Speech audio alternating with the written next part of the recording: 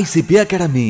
CA, CMA, CS, CAT போன்ற அனைத்து விதமான ப்ரொஃபஷனல் கோர்ஸ்களும் இங்கு எளிமையான முறையில் கற்றுத்தரப்படும். எங்களிடம் 25 வருடத்துக்கு மேல் அனுபவம் உள்ள ஆசிரியர்களும் உள்ளனர். அது மட்டும் இல்லாமல் ஆடிட்டர்களாலும் பயிற்சி அளிக்கப்படுகிறது. எங்களிடம் பயின்ற மாணவர்கள் மாநில அளவில் தேர்ச்சி பெற்றுள்ளனர் என்பதும் குறிப்பிடத்தக்கது. இந்த ப்ரொஃபஷனல் கோர்சஸோட கிளாஸஸ் பாத்தீங்க அப்படின்னா full time, part time, weekend classes அப்படின்னு பல விதமா இருக்கு. இதுல உங்களுக்கு எது கம்ஃபர்ட்டோ அதை சூஸ் பண்ணிக்கலாம். நீங்கள் வெளியூரை சேர்ந்த மாணவர்கள் என்றால் கவலை வேண்டாம். எங்களிடம் ஹாஸ்டல் வசதியும் உண்டு. மேலும் ஃப்ரீ டெஸ்ட் பேட்சும் நடத்தப்படுகிறது. இந்த ஃப்ரீ டெஸ்ட் பேட்சில் கலந்து கொண்ட அனைத்து மாணவர்களும் 100% தேர்ச்சி பெற்றுள்ளனர். அணுக வேண்டிய முகவரி number 973 TELC church complex, town hall bus stand, Coimbatore 641001. Contact 9894795915.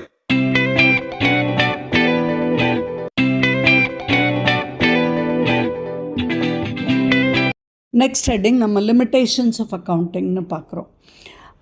நிறைய மிஸ்கான்செப்ஷன் ஃபினான்ஷியல் ஸ்டேட்மெண்ட்ஸ் ரிகார்டிங் இருக்க தான் செய்யுது. காமன் மேன் ஒரு இன்கம் ஸ்டேட்மெண்ட்டை பார்த்தா அவருக்கு இன்கம் ஆர் லாஸை பற்றி கரெக்ட் இன்ஃபர்மேஷன் புரிஞ்சிக்க முடியுமா, தெரியுமா, பர்ஃபெக்டாக true and fair picture of the enterprise கொடுக்குதா அப்படிங்கிறதெல்லாம் நமக்கு தெரியாது.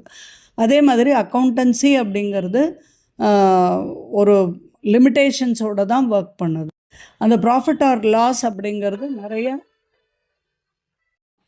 ப்ராஃபிட் அண்ட் லாஸ் ஸ்டேட்மெண்ட்டுக்கு நிறைய கன்ஸ்ட்ரைன்ஸ் இருக்குது. அப்போ அந்த கன்ஸ்ட்ரைன்ஸை வச்சு ப்ரிப்பேர் பண்ணுறதுல நிறைய லிமிட்டேஷன்ஸும் இருக்க தான் செய்யுது.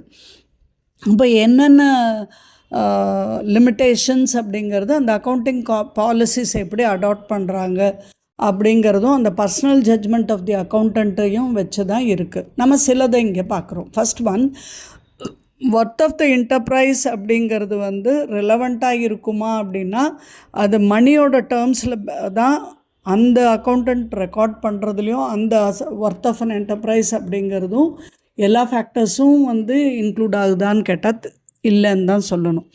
பேலன்ஸ் ஷீட் அப்படிங்கிறது சில வேல்யூஸை நமக்கு டெபிக்ட் பண்ணாது.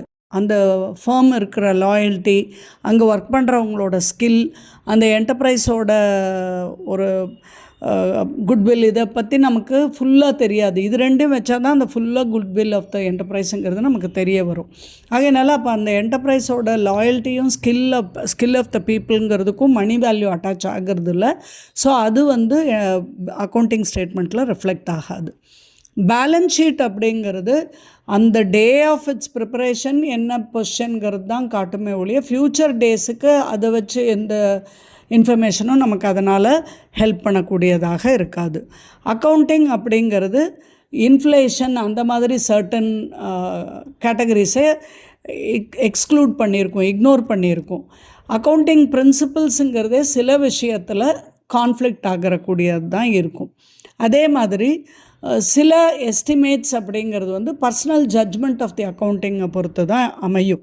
இப்போ for example method of depreciation, இல்லை டவுட்ஃபுல் டெட்ஸுக்கான ப்ரொவிஷன்ஸ், இல்லை ரெவென்யூ எக்ஸ்பெண்டிச்சரா கேபிட்டல் எக்ஸ்பெண்டிச்சரா அப்படிங்கிறது, மெத்தட் ஆஃப் இன்வென்ட்ரி, ஸ்டாக்கு, இதெல்லாம் அந்த அக்கௌண்டண்ட் எந்த மெத்தடை ஃபாலோ பண்ணுறாரோ அந்த மெத்தடோட வேல்யூ தான் டெபிக்ட் ஆகும். அது சூட்டபிளாக அப்படின்னு அவர் நினச்சி போடுறாரு. அப்போ அது ரியல் வேல்யூவாக இருக்குமா அப்படிங்கிறதுல ஒரு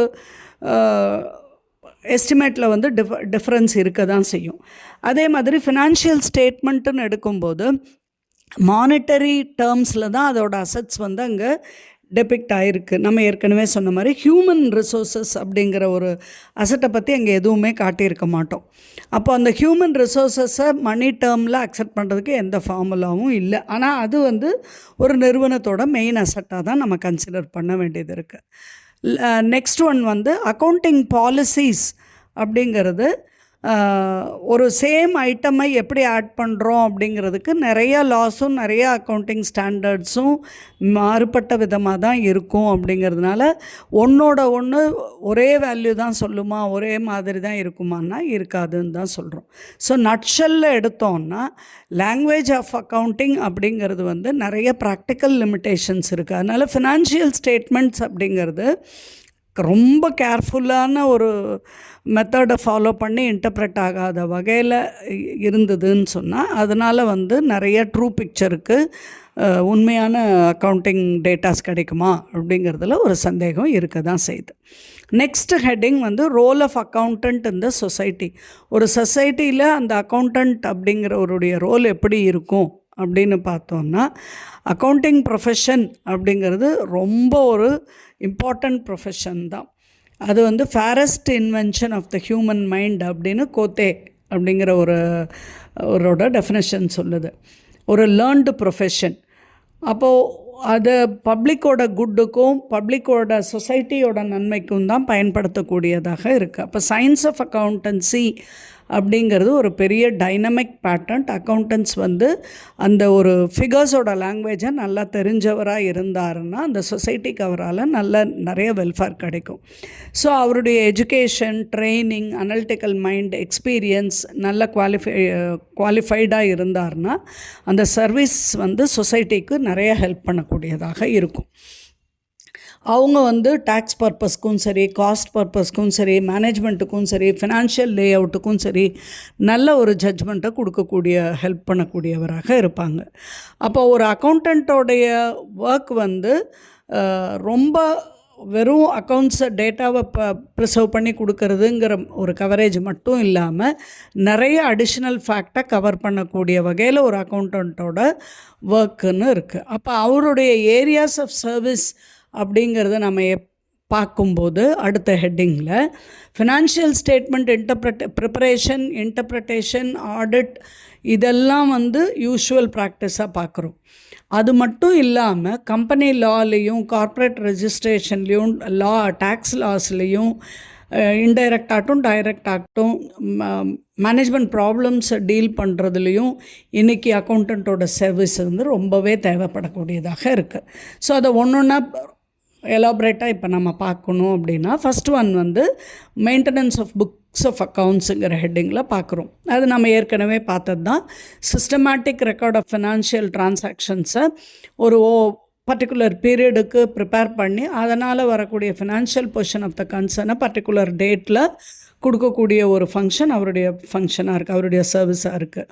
அப்போ இதில் 2 அப்ஜெக்டிவ். ஒன்று profit earned or loss suffered, financial position. இது ரெண்டையுமே கொடுக்கறதுக்கு எல்லா டிரான்சாக்ஷனையும் ரெக்கார்ட் பண்ணுறது ஒரு அக்கௌண்டண்ட்டுடைய ப்ராப்பர் ஒர்க்காக இருக்குது.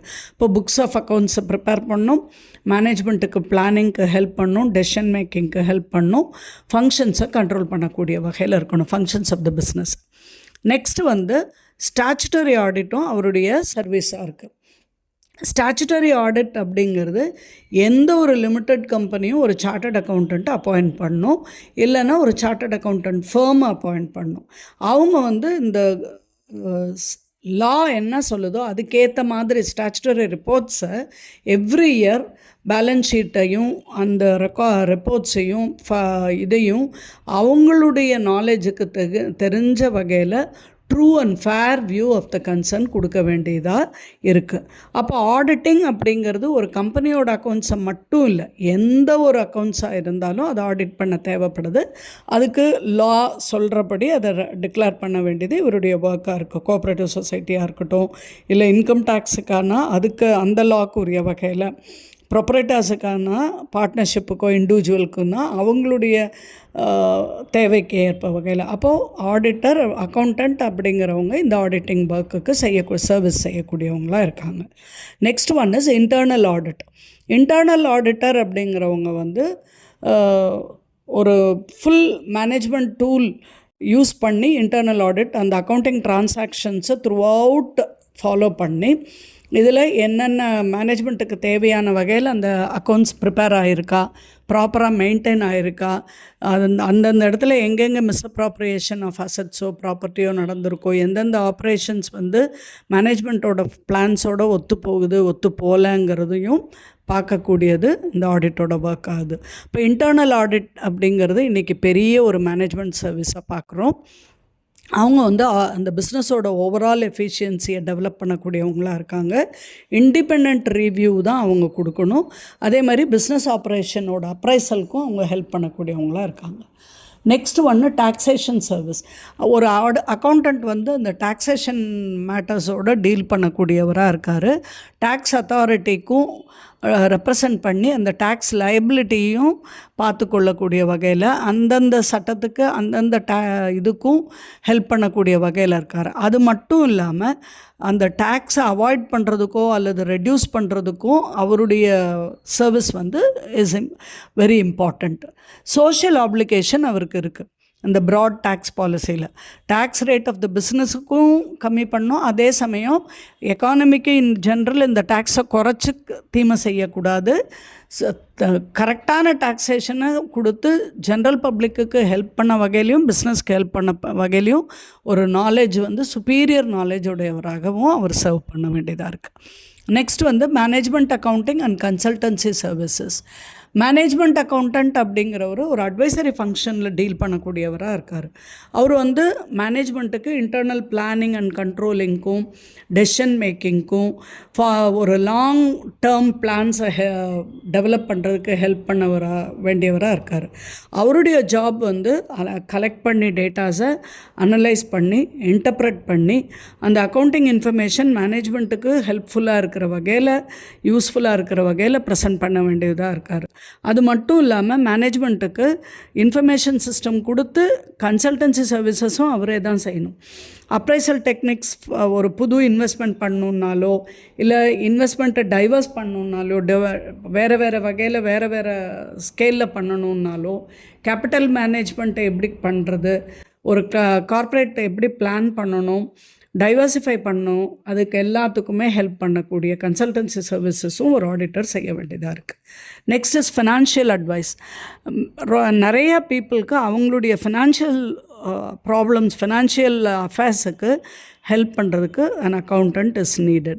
அப்போ ஒரு அக்கௌண்டண்ட்டுக்கு ஃபினான்ஸ், டாக்ஸேஷன், ஃபேமிலி ஃபிஸ்கல் ப்ராப்ளம்ஸுக்கு ஹெல்ப் பண்ணக்கூடிய எல்லா அட்வைஸும் செய்யக்கூடியவராக ஒரு அக்கௌண்டண்ட் இருக்கணும்.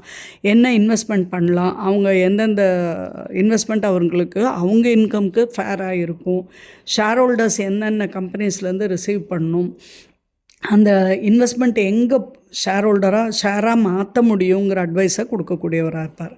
நெக்ஸ்ட்டு இன்சூரன்ஸ்லேயும் ஒரு அக்கௌண்டண்ட் வந்து அந்த இன்சூரன்ஸுக்கு என்ன டைப் ஆஃப் பாலிசி எடுக்கலாங்கிறத ஹெல்ப் பண்ணுறதுக்கும் இருப்பார். Third one is business expansion. அப்போ பிஸ்னஸ் ஒரு க்ரோ ஆகணுன்னா அதனுடைய சைஸு, அது மர்ஜிங் ஆகணுன்னா அந்த மர்ஜிங் எல்லாம் எப்படி பண்ணணும், அக்கௌண்ட்ஸ் எப்படி இன்டர்ப்ரெட் பண்ணியிருக்காங்க, ஸ்கீம்ஸ் என்னென்ன ஸ்கீம்ஸ் இவங்க எடுக்க முடியும், எந்த காஸ்ட் அண்ட் ஃபினான்ஷியல் கான்சிக்வன்சஸ் எப்படி இருக்கும், கிளைண்ட்டுக்கு இது எல்லா விதமான அட்வைசஸும் ஒரு பிஸ்னஸ் எக்ஸ்பான்ஷனுக்கும் கொடுக்க வேண்டியவராக இருக்கிறது அக்கௌண்டண்ட்டோட ஒர்க் ஆகுது. அதே மாதிரி when they have to borrow, எந்த மாதிரியான borrowing அவருக்கு ஹெல்ப் பண்ணும், ஃபினான்ஸில் அப்ராப்ரியேட் மோட் ஆஃப் ஃபினான்ஸ் எது, நெகோஷியேஷன் ஃபாரின் கொலாபரேட்டர்ஸோட எப்படி பண்ணுறது, எந்த விதமான இது வந்து சேஃபாக இருக்குங்கிறத ஹெல்ப் பண்ணுறது, பிஸ்னஸ்க்கு ஹெல்ப் பண்ணுறது அட்வைஸையும் ஒரு அக்கௌண்டன்ட் கொடுக்க வேண்டியதாக இருக்குது. நெக்ஸ்ட் வந்து இன்வெஸ்டிகேஷனுங்கிறது ஃபினான்ஷியல் சார்ட் ஆஃப் இன்வெஸ்டிகேஷன்ஸ் தான். அந்த பிஸ்னஸோட பொசிஷன், ஃபினான்ஷியல் பொசிஷன் எப்படி இருக்குது, கேபிட்டல் இன்ட்ரெஸ்டட் பார்ட்டிஸ் யார் கேபிட்டல் இன்வெஸ்ட் பண்ணுறதுக்கு, ஒரு பிஸ்னஸை அமால்கமேட் பண்ணணுன்னா, சேல் பண்ணணுன்னா, ரீகன்ஸ்ட்ரக்ட் பண்ணணுன்னா அதுக்கு என்ன ஹெல்ப் பண்ணணுமோ அதையும் பண்ண வேண்டியதாக. நெக்ஸ்ட்டு ஒரு மேனேஜ்மெண்ட்டுக்கு வந்து மேனுஃபேக்சரோட ஒரு ஆர்டிக்கிளில் மேனுஃபேக்சர் பண்ணுறது, இவங்களே மேனுஃபேக்சர் பண்ணுறது ஈஸியாக இல்லை சீப்பாக, இல்லை ஒரு ஆர்டிக்கிளை வாங்கிறது சீப்பாங்கிறது கைட்லைன்ஸ் கொடுக்கணும். ஏன் ப்ராஃபிட் வந்து டல்லாக இருக்குது, ப்ராஃபிட் குறைஞ்சிருக்குங்கிறதுக்கும் ரீசன்ஸ் சொல்லக்கூடியவராக இருக்கணும். மேனேஜ்மெண்ட் வந்து கிரேட்டர் எஃபிஷியன்சிக்கு கொண்டு போகிறதுக்கு மெத்தடாலஜி சொல்கிறதும் இருக்கணும். ஃப்ராட் ஏதாவது அக்கறை இருந்துச்சுன்னா அது என்ன டைப் ஆஃப் ஃப்ராடு, எந்த அளவுக்கு ஃப்ராட் நடந்திருக்கு, பின்னாளில் அந்த ஃப்ராட் நடக்காமல் இருக்கிறதுக்கு எப்படி தடுக்க முடியும் அப்படிங்கிற சஜஷன்ஸும் கொடுக்க வேண்டியவராகிறாரு. Next and last one is value a business. ஒரு ப்ரைவேட் கம்பெனியில் ஷேர்ஸை வேல்யூ பண்ணுறதுக்கும், அதை பர்ச்சேஸ் பண்ணணுன்னா என்ன வேல்யூக்கு பர்ச்சேஸ் பண்ணலாம், எஸ்டேட் டியூட்டி, வெல்த் டேக்ஸ் என்ன வரும் அப்படிங்கிறதையும் சொல்லக்கூடிய ஒரு ஃபினான்ஷியல் இன்வெஸ்டிகேஷன் பண்ணுறதுக்கும் இந்த அக்கௌண்டண்ட் அவருடைய சர்வீஸாக தான் பண்ண வேண்டியதாக இருக்குது. ஸோ இவர் வந்து ஒரு இண்டிபெண்ட் ப்ரொஃபஷனலாக ஒரு கிளியர் அண்ட் ஃபேர் வியூ கொடுக்க வேண்டியதாக இருக்குது பிஸ்னஸ்க்கு. அவருடைய அட்வைஸ் வந்து பல இடத்துல வந்து கம்பீட்டன்ஸையும் அவருடைய எக்ஸ்பீரியன்ஸையும் யூஸ் பண்ணி சொல்லக்கூடிய வகையில் அவர் ஹெல்ப் பண்ண வேண்டியவராக இருக்கார். Next pension schemes. இதே அக்கௌண்டண்ட் வந்து ஸ்பெஷலிஸ்ட்டாக இருக்கணும். எதுலன்னா இன்சூரன்ஸ் ஏஜென்ட்டுக்கோ, ஆக்சுவரிஸ்க்கோ, இன்சூரன்ஸ் கம்பெனிக்கோ லான்ச் ஆகிறதுக்கு முன்னால் ப்ராவிடென்ட் ஃபண்ட் ஸ்கீம் என்ன இருக்குது, பென்ஷன் ஸ்கீம் என்ன இருக்குங்கிறத ஒரு பிஸ்னஸ்க்கு பார்த்து ஹெல்ப் பண்ண வேண்டியதாக இருக்கார். அது ஒரு ஃபைனல் டெசிஷன் எடுக்கிறதுக்கு முன்னால் அக்கௌண்டண்ட் கிட்ட கன்சல்ட் பண்ணிக்கிறது ஒரு இண்டிவிஜுவலுக்கும் சரி ஒரு ஃபர்முக்கும் சரி it will be helpful. Next other services பண்ணால் ஒரு செக்ரட்டேரியல் ஒர்க்கும் அவரே தான் செய்வார். கம்பெனிஸ்க்கோ, கிளப்க்கோ, அசோசியேஷனுக்கோ எல்லா செக்ரட்டேரியல் ஒர்க்கும் அக்கௌண்டண்ட் தான் யூஸ்வலாக செய்கிறாரு. அதே மாதிரி ஷேர்ஸுக்கு ரெஜிஸ்ட்ரேஷன் ஒர்க்கு, ஒரு கம்பெனி ஃபார்ம் பண்ணுறதுக்கு கம்பெனி ஃபார்மேஷன் ஒர்க்கு, லீகல் அட்வைசர்ஸாக ஹெல்ப் பண்ணுறாரு. அதே மாதிரி ஒரு லிக்விடேஷனுக்கும் அக்கௌண்டண்ட் வந்து அந்த லிக்விடேட்டராக மாறுறாரு, அதுக்குரிய டியூட்டிஸையும் எடுத்துக்கிறாரு. டிபென்ச்சர் ஹோல்டர்ஸோட ரைட்டும் லோனை ரெக்கவர் பண்ணுறதுக்கும் எல்லாமே பண்ணுறாரு. அவருடைய ஜாபுக்குரிய மேனாக அவர் செயல்பட வேண்டியதாக இருக்குது. நெக்ஸ்ட் ஆர்பிட்ரேஷன்னா அக்கௌண்டண்ட்டுக்கு வேரியஸ் கேசஸ்க்குரிய ஆர்பிட்ரேட்டராக டிஸ்பியூட்ஸை செட்டில் பண்ணுறதுக்கு போக வேண்டியதாக இருக்குது. காஸ்ட் அக்கௌண்ட்ஸ்ன்னு பார்க்கும்போது கண்டினியூஸாக காஸ்ட் ரிலேட்டட் டேட்டா கொடுத்து அதுக்கான ஃப்ரீக்வல் இன்டர்வல்ஸில் மேனேஜ்மெண்ட்டோட அந்த காஸ்ட் எஃபிஷியன்சியை மெயின்டைன் பண்ண வேண்டிய சர்வீசஸும் பண்ணணும். இன்ஃபர்மேஷன் சிஸ்டம்னு பண்ணும்போது ப்ராம்ப்டாக அவருக்கு மேனேஜ்மெண்ட்டுக்குரிய அன்ஆம்பிகுவஸாக, அதாவது எந்த விதமான மாறுதலும் இல்லாமல் அவருடைய சொல்க்கு இம்பார்ட்டன்ஸ் கொடுக்காத வகையில் கரெக்ட் அண்ட் இன்ஃபர்மேஷனை ஹரிசாண்டலாக வெர்டிக்கலாக எப்படி டெவலப் பண்ணி கொடுக்கணுமோ அதுபடி கொடுக்க வேண்டியது அவருடைய டியூட்டி ஆகுது. இந்த இன்ஃபர்மேஷன் சிஸ்டம் அப்படிங்கிறது ஒரு பிஸ்னஸ் வைஸோ இயர் வைஸோ மேனேஜ்மெண்ட் வைஸோ இன்வெஸ்டர்ஸுக்கும் மேனேஜ்மெண்ட்டுக்கும் ஹெல்ப் பண்ணக்கூடியதாக இருக்கணும் அவர் கொடுக்குற இன்ஃபர்மேஷன். டேட்டாவோட டிபெண்டன்ஸ் வந்து கம்ப்யூட்டரைஸ்ட் இன்ஃபர்மேஷனாக இருந்தால் இன்னும் அவருடைய ரெஸ்பான்சிபிலிட்டிஸ் ஜாஸ்தி ஆகும். பட் அவர் கொடுக்குற இன்ஃபர்மேஷனுக்கு கமாண்ட் வந்து ஜாஸ்தி இருக்கும். அப்போ அவர் அக்கௌண்டண்ட் வந்து ஒரு எஃபெக்டிவ் அக்கௌண்டண்ட்டாக இருந்தார்னா, எஃபிஷியன்ட் அக்கௌண்டிங்காக இருந்தார்னா he gains more respect and attention and role in a business organisation அப்படிங்கிறது பார்க்குறோம்.